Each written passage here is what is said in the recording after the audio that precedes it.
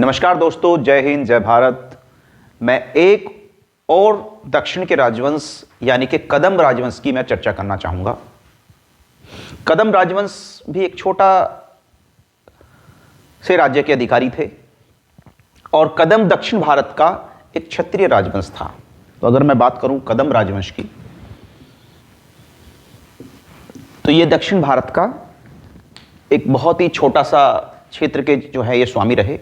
लगभग चौथी शताब्दी में यानी कि 345 ईस्वी के आसपास जो है इन लोगों ने जो है अपने शासन की स्थापना की।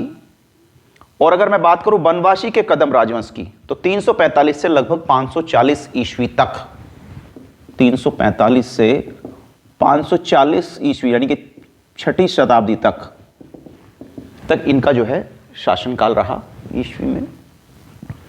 उसके बाद कुछ और कदम थे जिनका 14वीं शताब्दी में, 14वीं शताब्दी तक मतलब गोवा में और अंगद के कदम जो है लगभग ये 14वीं शताब्दी तक उनका कहीं ना कहीं राजवंश ये इनका शासन रहा। अगर मैं बात करूं कदम दक्षिण भारत में कांची में के आसपास जो है इनका निवास था और किसी पल्लव जो राजवंश था उसके अधिकारी ने इनको जो है अपमानित किया था, तो इसीलिए उन्होंने चौथी शताब्दी में अपने आप को स्वतंत्र राज्य घोषित किया। और इस राज्य की राजधानी वैजयंती अथवा बनवासी थी। और समुद्रगुप्त की जो पल्लवों के साथ जो एक साम्राज्य के लिए जो लड़ाई हुई, उसमें कहीं ना कहीं पल्लवों का जो नुकसान हुआ, उसमें इस राज्य को बनने में यानी कि कदम राज्य को एक तरह से प्रसार होने में कहीं ना कहीं एक सहयोग मिला। पल्लव थोड़ा सा कमजोर हो गए थे, तो उसमें कहीं ना कहीं इन लोगों ने अपने आप को स्वतंत्र घोषित कर दिया। तो समुद्रगुप्त और पल्लवों के विवाद से इनको फायदा हुआ और कहीं भी ये अपना जो है पल्लव इसमें हस्तक्षेप नहीं कर सके। मयूर शर्मन के पुत्र कंग वर्मन ने वाकाटक जो नरेश थे विंध्य शक्ति द्वितीय के आक्रमण का सफलतापूर्वक सामना भी किया और उसके राज्य का कुछ क्षेत्र वाकाटकों के अधिकार में चला गया। इस कुल का सर्वाधिक शक्तिशाली जो राजा था वो काकू स्वर्मन था और इस वंश का जो राज्य सीमा जो थी वो कोई पर्याप्त विस्तार नहीं कर सके, लेकिन उन्होंने अपने आप को स्वतंत्र घोषित किया। मयूर वर्मन 345 से लगभग 365 ईस्वी तक जो है वो इसके संस्थापक शासक भी कह सकते हैं उनको। उसके बाद कंगवर्मन 365 से लगभग 390 ईस्वी तक रहे। उनके बाद भागीरथ 390 से 415 ईस्वी तक उनका शासनकाल रहा। उसके बाद राजा रघु 415 से 435 ईस्वी। उसके बाद काकू वर्मन, उसके बाद शांति वर्मन, मृगेश वर्मन, शिव मंदती वर्मन का शासन रहा।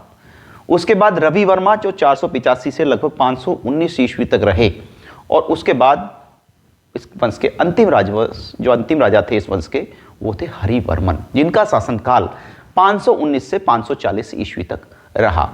इसके अलावा अगर गोवा के कदम की बात करते तो उनका शासनकाल लगभग 1345 ईस्वी तक रहा और हंगल के जो कदम थे उनका शासनकाल लगभग 14वीं शताब्दी में 1347 तक रहा।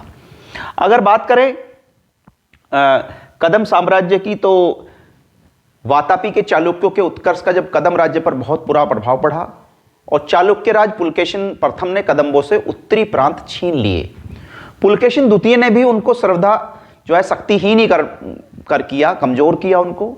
और कदम राज्य के दक्षिण में स्थित गंग राज्य के राजा ने भी अवसर देखकर उनसे अपने पुराने जो उनका विवाद था उसका कहीं ना कहीं बदला लिया। तो कदम्बों के दक्षिण प्रांतों पर जो है अधिकार कर लिया और कदम वंश का जो है इससे भी अंत तो नहीं हो पाया, लेकिन वो इतने कमजोर हो गए और 10वीं सदी के अंतिम चरण में राष्ट्रकूटों के पतन के बाद एक बार फिर से वो जो है वापस आए और 13वीं शताब्दी के अंत में कदम्बों की छोटी छोटी शाखाएं दक्षिण में कोंकण और दक्कन में राज करने लगी और धारवाड़ जिले में हंगल और गोवा में उनके राज्य के प्रमुख केंद्र रहे। तो कदम राज्य 2-3 जगह तक रहा और इनका शासनकाल दक्षिण भारत में रहा, क्योंकि छोटा राज्य था, विवाद भी हुए, लेकिन ये कहीं ना कहीं अपने 300, 400, 500 साल तक अपना इतिहास इन्होंने बना के रखा। तो ये मैं कदम राजवंश के बारे में इतनी जानकारी आपको दे पाया हूँ। मैं अगर कभी आवश्यकता पड़ेगी तो फिर हम कभी चर्चा करेंगे, लेकिन अभी तक मैं इतना ही जानकारी आपको दे पा रहा हूँ। आगे मैं और फिर चर्चा करूँगा कभी। तो अभी के लिए इतना ही। आगे फिर नई वीडियो के साथ, नए राजवंश के साथ एक बार फिर आप लोगों के सामने आऊँगा। तब तक के लिए नमस्कार। जय हिंद, जय भारत।